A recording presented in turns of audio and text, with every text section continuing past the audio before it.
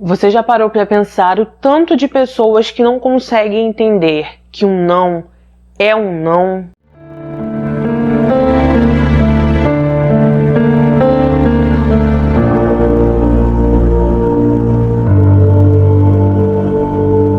Conheçam Loreta. Ela nasceu no dia 14 de setembro de 1946. Ela era uma mulher de 23 anos que vivia com sua filha em Utah, Estados Unidos. Loreta foi descrita como uma mulher vaidosa e uma super mãe também. As pessoas que falaram sobre ela disseram o quanto ela amava música, que ela só usava um batom, que era um batom pink, que era bonita, alta e que sempre estava perfumada. Loreta vivia com sua filha Eide, de 4 anos. Nas matérias, em nenhum momento se menciona quem era o pai de Eide, se Loreta chegou a casar com ele, quanto tempo ficou. Só dizia que ela era uma mãe espetacular e que ela fazia de tudo pela filha. No dia 30 de julho de 1970, Eide acordou bem cedo e, assim que ela acordou, ela olhou pelo buraco da fechadura de seu quarto. Assim que a menina de 4 anos saiu de seu quarto em direção à sala, pelo que eu entendi, a sala ficava de frente para o quarto dela. Então, quando ela olhou pelo buraco da fechadura, ela viu algo diferente, abriu a porta e assim que ela começou a caminhar, ela encontrou Loreta sem vida. Após isso, Eide saiu imediatamente de casa. Ela encontrou um amiguinho do lado de fora, contou para ele. O menino foi até lá, viu tudo aquilo, foi para casa, contou para a mãe foi até lá, viu toda aquela cena e então imediatamente ela ligou para a polícia. Assim que os policiais chegaram ao local, eles fizeram uma breve análise em Loreta. Logo se constatou que ela perdeu a vida devido a golpes de faca, que isso aconteceu cerca de 17 vezes e que também haviam sinais de abuso. A partir daí, os policiais começaram a tentar entender o que aconteceu. Eles perceberam, através das análises, que tudo ocorreu mais ou menos às 10 da noite do dia anterior. E então eles começaram a pensar por que nenhum vizinho escutou algum barulho, por que Eide em momento algum acordou durante a noite. E então eles chegaram à conclusão de que Loreta fez tudo aquilo propositalmente, que enquanto ela estava passando por toda aquela situação, ela ficou em silêncio, não fez barulho, porque ela não queria acordar a filha, já que ela não sabia o que poderia acontecer com a filha também. Os policiais, então, conversaram com todos os vizinhos. Uma coisa importante que eles perceberam é que não havia sinal de entrada forçada na casa. Eles entenderam que Loreta conhecia o tal homem ou que ela abriu a porta e permitiu que ele entrasse. Quando eles conversaram com a pequena Eide, ela disse que escutou a voz de um homem durante a noite, que esse homem era amigo de sua mãe, mas ela não viu ele, só escutou sua voz. A avó de Eide, alguns dias depois, foi até os investigadores, disse que a neta não parava de falar um nome, que ela sempre falava o nome Tom, e dizia que ele ia voltar para buscar ela. A partir daí, os investigadores queriam saber quem era esse homem. Eles pegaram os diários de Loreta, olharam, viram que ela conhecia um tal de Tom, que ela tinha namorado com ele por 2 meses, mas que eles não estavam mais juntos. Enquanto estavam investigando esse caso, os policiais descobriram que naquela mesma noite, naquele mesmo bairro, algo estranho também tinha acontecido. Eles descobriram que por volta das 9 da noite, uma menina de 10 anos estava andando de bicicleta enquanto sua família estava dentro de casa. E então, enquanto estava ali brincando, um homem simplesmente apareceu do nada, tentou levá-la, ela conseguiu correr, foi para casa, contou pro padrasto, pro irmão, tinha um amigo do padrasto também na casa, então todos saíram imediatamente, foram até esse local, chegaram a ver o homem, correram atrás dele, mas infelizmente o homem foi mais rápido e conseguiu fugir. Os investigadores começaram a pensar que seria estranho 2 coisas assim acontecerem na mesma noite. Acreditavam que aquele homem era o responsável pelo que aconteceu com Loreta também.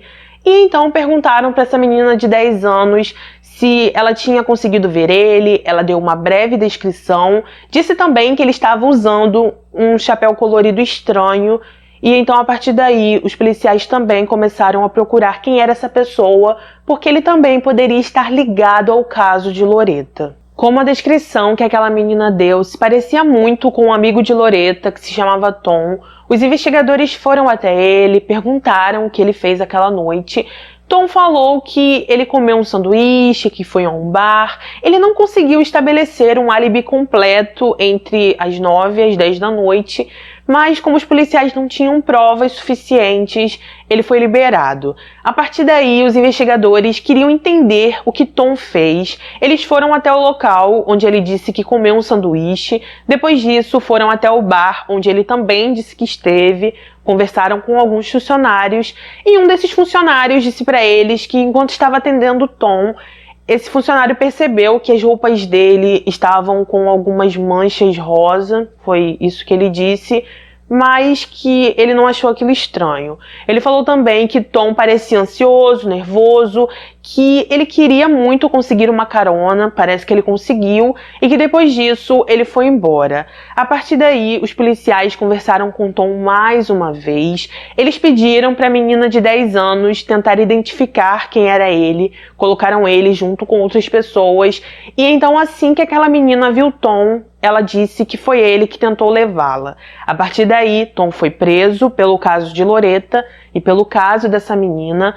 Por causa do caso dessa menina, ele ficou preso somente 90 dias e depois ele ficou aguardando o julgamento ou a audiência que daria início ao julgamento dele para o caso de Loretta. Com isso, se passaram algumas semanas. No dia da primeira audiência que daria início ao processo contra Tom, o juiz rejeitou todas as acusações contra ele, ele anulou tudo, disse que não daria continuidade já que não haviam provas suficientes e nem evidências suficientes que ligavam ele ao caso de Loretta, e por isso ele foi liberado. Lembrando que naquela época era 1970, ainda não havia os recursos que nós temos atualmente e o exame de DNA também ainda não havia surgido, pelo que eu entendi e pelo que eu pesquisei, tá bom? Assim que foi liberado, Tom se mudou imediatamente para o Colorado. Ele viveu sua vida tranquilamente durante muitos anos, se estabeleceu naquele local e só ficou por lá. Após o que ocorreu com a mãe, Heidi foi criada pela avó. Apesar de ser tão nova quando tudo aconteceu, ela jamais se esqueceu e sempre sonhou em conseguir justiça, e durante todos os anos que se passavam, ela tentou várias vezes o apoio da polícia, pedia muitas vezes para reabrir o caso, eles só reabriram uma vez, e ela sentia uma grande sensação de injustiça, já que ninguém nunca deu atenção a ela. Alguns anos se passaram, então em 2009, Heidi, a filha de Loretta, estava mexendo em uma de suas redes sociais. Enquanto estava ali, ela acabou encontrando um perfil de um homem que tinha estudado com ela no ensino médio. Ela começou a fuxicar o perfil dele, descobriu que ele tinha se tornado policial e então ela resolveu ir atrás dele. Heidi descobriu que aquele homem ia participar de um festival de música e artes, então ela propositalmente foi até lá para ter um encontro. Ele não sabia que ela estava atrás dele. Assim que chegou lá, Heidi conversou com ele, eles se abraçaram, conversaram, e a partir daí ela perguntou para ele o que ele estava fazendo de sua vida. David, esse homem quem Heidi estava conversando, disse para ela que tinha se tornado policial, que também virou sargento do xerife. E então, a partir desse momento, ela começou a contar todo o caso dela, disse tudo o que aconteceu com sua mãe, falou que há muitos anos ela buscava justiça, mas que ninguém nunca dava ouvidos a ela. A partir daí, o policial David, na verdade, o sargento David, começou a escutar Heidi, ele ficou com muita pena dela. Heidi falou para ele que todas as evidências que eles tinham em 1970 foram perdidas. Os investigadores perderam tudo que eles coletaram na casa de Loretta, as roupas, absolutamente tudo. Tudo que tinha o DNA eles perderam e que ela sabia que esse caso seria difícil, mas que ela precisava muito da ajuda dele. A única coisa que Heidi tinha era uma fotografia que foi tirada no dia em que tudo ocorreu. Nessa fotografia estava lá a Loretta e estava lá a Heidi observando a mãe, enquanto todos estavam analisando a situação. Era uma foto bem estranha, mas essa foto ajudou muito David, e a partir daí ele começou a investigar esse caso loucamente, procurando uma resposta para isso tudo. quando o sargento David começou a investigar esse caso novamente. Assim como em 1970, Tom se tornou o principal suspeito, David então tentou contactar a namorada que estava com ele na época dos fatos. Parece que ele morava com essa namorada, ela estava grávida dele. Depois eles se casaram, se separaram, então ela era ex-esposa dele. David então foi até ela, eles conversaram. Aquela mulher informou que no dia em que tudo aconteceu com Loretta, ele chegou bem tarde em casa, chegou entre as 3 às 4 da manhã. Ela falou que ficou com raiva dele, que eles se desentenderam, que Tom falou que só estava comendo algum sanduíche, que só estava bebendo. Falou também que tinha entregado alguns sanduíches para uma mulher com uma filha, mas não falou mais nada.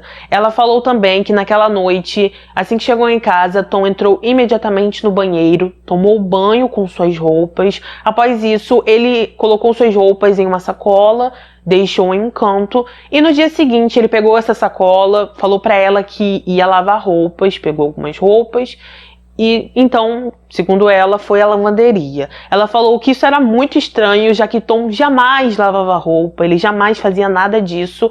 E ela falou que após levar essas roupas para a rua, elas nunca mais voltaram para a casa dela. Ela nunca mais viu essas roupas e não sabia onde elas estavam.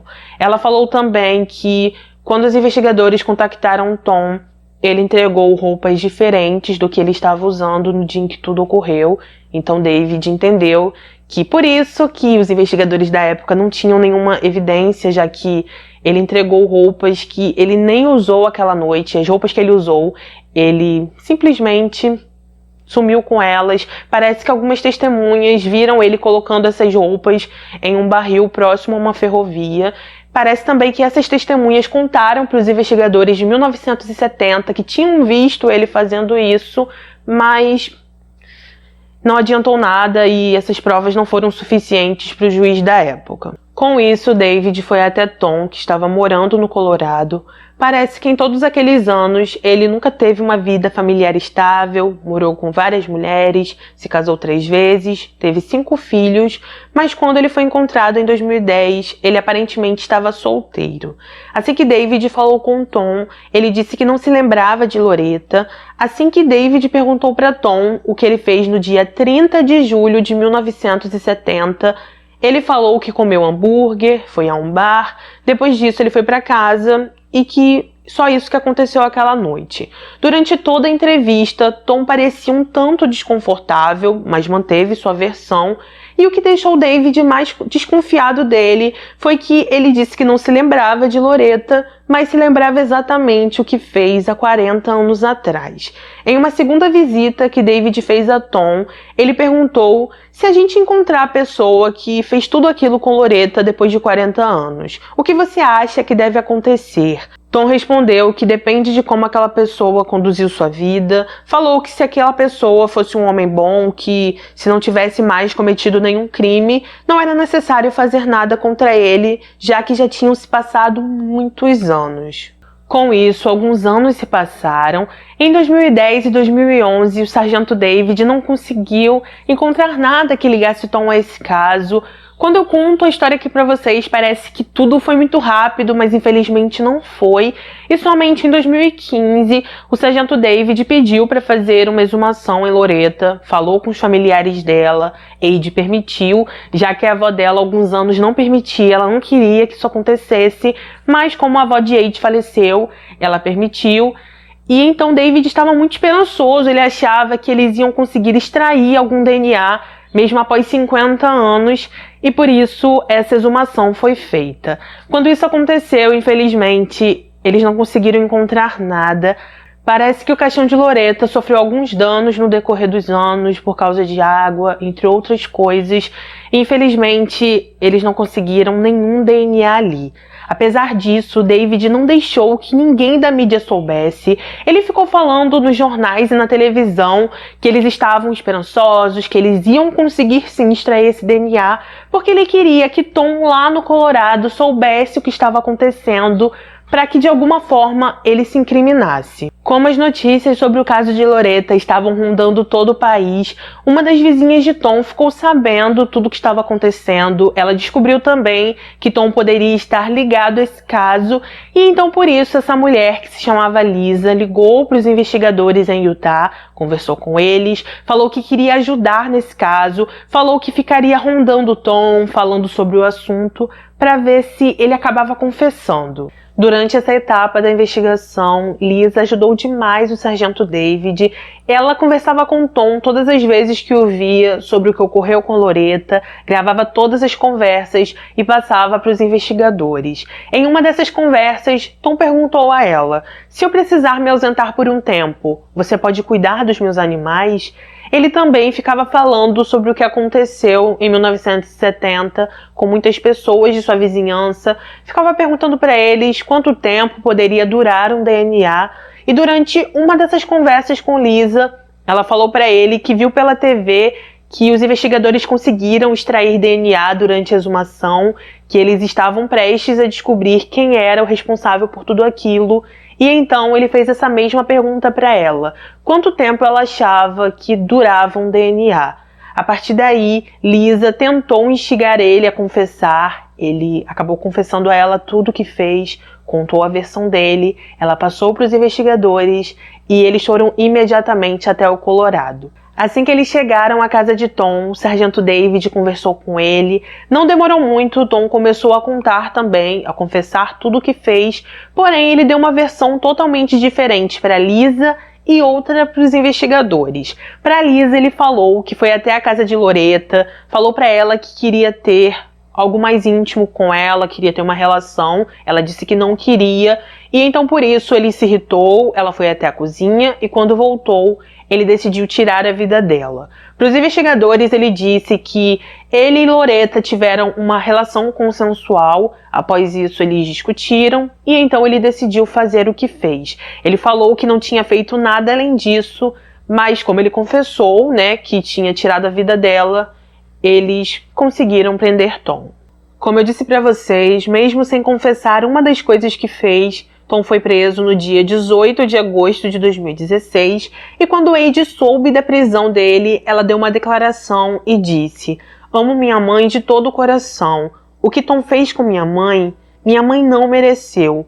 Ouvir que ele está algemado e está sentado em uma cela é um dos melhores presentes de todos os tempos para mim." Depois de anos e anos sem respostas, finalmente, ainda em 2016, Tom foi levado a julgamento e durante sua audiência ele foi ouvido e disse: "Não entendo por que estão voltando em algo que aconteceu em 1970, 46 anos atrás. Não entendo." Ele falou isso querendo dizer que já fazia tanto tempo que isso tinha acontecido que não tinha sentido fazer justiça. Mesmo com tudo isso, todas as provas foram sim apresentadas junto com a confissão dele, e devido a um acordo que ele fez, Tom foi considerado culpado e recebeu 10 anos de prisão. Na audiência, Heidi, a filha de Loretta, foi ouvida e disse o seguinte: "Se Tom algum dia for elegível para a liberdade condicional, eu estarei na audiência para garantir que ele nunca mais ande como um homem livre. Minha mãe foi minha heroína aquela noite. Ela nunca gritou, nem fez barulho.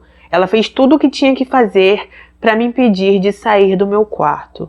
Heidi ainda disse que Tom tirou a vida da mãe dela e ainda tirou a oportunidade dela conviver com sua mãe, e continuou dizendo: "Minha mãe não estava lá por nenhum marco na minha vida.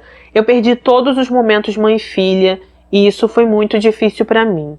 Ela também elogiou muito o sargento David, disse que ele merecia uma medalha e que se não fosse ele, esse caso jamais teria justiça. Ao final dessa audiência, Tom foi enviado para a prisão, ele está preso até hoje. As informações que encontrei sobre Heidi é que ela se casou, mora próximo à casa onde ela vivia com sua mãe, que ela também fez uma página no Facebook chamada Justice for Loretta. Nessa página, ela ajuda outras famílias que passam por situações similares à que ela passou. Ela faz de tudo para que essas pessoas consigam justiça. Ela também faz campanhas para juntar dinheiro e ajudar o Departamento de Polícia de Utah para que esses casos sejam investigados novamente. e faz de tudo para que a justiça que ela conseguiu também chegue na vida dessas famílias. Em uma entrevista recente, Heidi disse: "Estou fazendo de tudo para manter a memória da minha mãe viva e seu amor ao meu redor. Se alguém está precisando de um pouco de esperança, estarei lá para ajudar quem quer que seja. Talvez a justiça que minha mãe conseguiu consiga ajudar outras pessoas de outras maneiras também." Então, gente, esse foi o nosso caso de hoje. Hoje esse vídeo vai terminar de uma maneira diferente, porque, na verdade, eu queria muito contar isso pra vocês no início do vídeo, mas como eu sei que tem pessoas aqui no canal que estão aqui só pelos casos e não estão a fim de ouvir esse tipo de coisa, elas iriam simplesmente pular, então eu deixei pro final, porque a pessoa que não tá afim simplesmente vai parar de assistir esse vídeo aqui e pronto. Eu sei que, geralmente, quem gosta de mim assiste até o final, então eu estou contando isso aqui pra vocês, quem me apoia e quem assiste meus vídeos, porque gosta de mim também, né? Então eu queria muito falar pra vocês que finalmente eu consegui comprar uma iluminação mais profissional aqui pro canal. Eu ainda não sei mexer direito, tô tentando encontrar a forma certa. Tentei não deixar a luz ficar diretamente no óculos, como ficava anterior, que muita gente ficava: "Marissa, essa bolinha de luz me incomoda, que não sei o quê." Só que era o que eu tinha, entendeu? E eu tava muito feliz com aquilo, sabe por quê? Porque aquela luz, quem me deu foi uma pessoa aqui do canal, a Maria, e eu sou tão grata a Maria, ela sabe disso, que eu sou grata demais a ela. Ela foi uma das primeiras pessoas que acreditou em mim, e assim, eu tenho essa iluminação até hoje, vou continuar usando a que ela me deu sim, e nunca, jamais vou me desapegar dela, porque é muito importante pra mim. Foi uma pessoa aqui do canal que me deu, sabe? Pessoa que acreditou no meu trabalho quando eu tava recebendo uma chuva de críticas na época. Então, eu queria falar pra vocês que eu tô muito feliz, espero que tenha dado uma qualidade melhor aqui pro canal, sabe? Como eu falei, ainda não sei mexer direito, tentei não deixar a luz direta assim no óculos pra não ficar incomodando vocês. Mas é isso, gente. Queria agradecer a cada um que assiste meus vídeos aqui sempre. Obrigada por tudo, pelo carinho de vocês, por vocês acreditarem em mim. Se não fosse vocês aqui visualizando os vídeos, eu jamais conseguiria isso na minha vida, jamais mesmo. Eu não sou profissional, então eu ainda estou aprendendo em muita coisa, aprendendo a falar com vocês, a me comportar na câmera. A minha casa aqui, minha casa não tá pronta, então aqui onde eu gravo é minha sala. Já falei pra vocês em outros vídeos que isso aqui atrás de mim é meu rec. Aqui tem uma porta do lado que entra muita luz, tem uma janela ali, então o ambiente não tá preparado pra ter uma luz contínua sempre, sabe? Mas eu tô fazendo o meu melhor e eu quero muito agradecer a vocês. Queria agradecer primeiramente a Deus e depois a vocês por vocês acreditarem em mim, sabe? Obrigada mesmo, gente. Eu vou encerrar por aqui, senão eu não vou parar de falar. Eu só queria realmente contar pra vocês essa novidade, que eu tô muito feliz, muito contente. E quem quiser ver mais um pouquinho sobre isso, eu coloquei lá nos meus stories do Instagram, @marissa.neves, mostrei pra vocês tudo que eu comprei, filmei tudo certinho, então corre lá pra você ver o que aconteceu, o que eu comprei. Por favor, me segue lá também, estou tendo um problema sério naquela plataforma, então me ajudem. Compartilhe os meus vídeos pra que outras pessoas conheçam o meu trabalho. Não saia desse vídeo sem deixar o seu like. Minha bochecha tá doendo de tanto rir. Mas é isso, gente. Obrigada, obrigada, obrigada. Obrigada. E lembrando que temos vídeos aqui 3 vezes por semana, a maioria das vezes, segunda, quarta e sexta, e eu espero vocês aqui para um próximo vídeo. Um beijo no coração de vocês, obrigado por tudo que vocês têm feito por mim, obrigado por estarem aqui assistindo meus vídeos, e eu com certeza creio no meu coração, em nome de Jesus, que eu vou vir aqui contar muitas outras conquistas para vocês. Fiquem com Deus. E até o próximo vídeo.